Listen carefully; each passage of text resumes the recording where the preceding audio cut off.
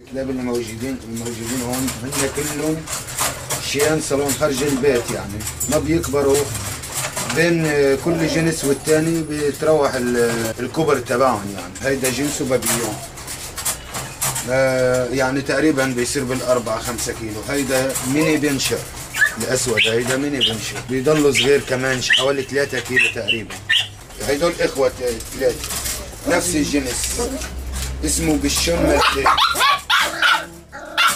هيدول الشواوا صبا وبنت، يعني كمان 3 كيلو تقريبا حجمه، ما بيكبروا كتير. للاكل تبعهم المفروض احلى شيء لازم ياكلوا الاكل الخاص بالكلاب اللي هو دراي فود، يعني اكل ناشف مخصص لإلهم هن.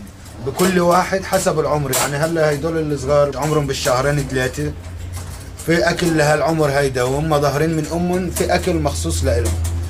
اذا بقي على هيدا الاكل هو احسن شيء، لانه ما عنده مشاكل بعدين، يعني لا تمشيت معدته ولا يستفرغ ولا هيك من وراء الاكل، لان اذا اكل من الاكل تبعنا تبع البيت بيصير عنده ممكن يعمل له مشاكل مثل دياريه وهيك.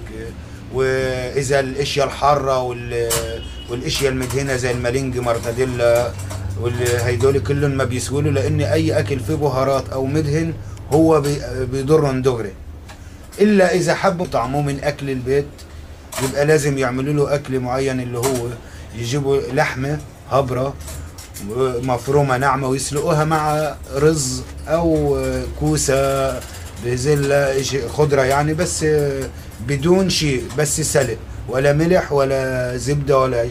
واذا حبوا يطعموه دجاج مثلا كمان ياكل الدجاج بس بدون الجلده وبدون العظم، وخصوصا الدجاج بدون عظم، لانه اذا اكلها وكسرها ممكن يجي يبلع العظمه تعمل له مشكله، تخزق له مصران وكذا، عشان هيك ممنوعين. يعني بعد الاكل في الاشياء الثانيه اللي هو لازم يتمشط يوميا. التمشيط بالنسبه له كانه اخذ حمام بيضل نظيف، وحمامه مثلا مره كل 10 ايام بالصيفيه او كل جمعه، وبالشتاء ممكن نخليها كل جمعتين مره.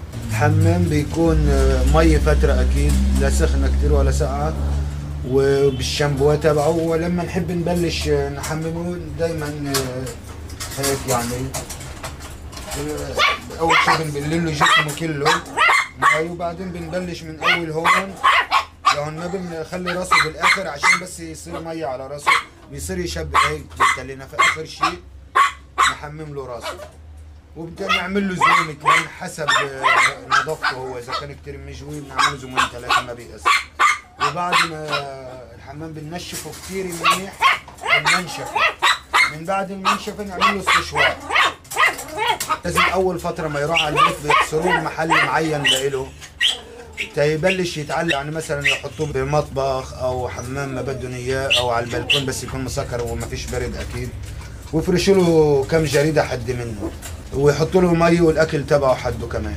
اذا بس ياكل هو ويشرب، عاده بيعملها بعد ما ياكل بشي 10 دقائق ربع ساعه. ممكن اذا انتبهنا له مظبوط ممكن من الجمعه لجمعتين بيتعود، بس يجي يصير بده يعملها ثاني مره بيلحق بيشم الريحه تبعه بيروح على الجريده.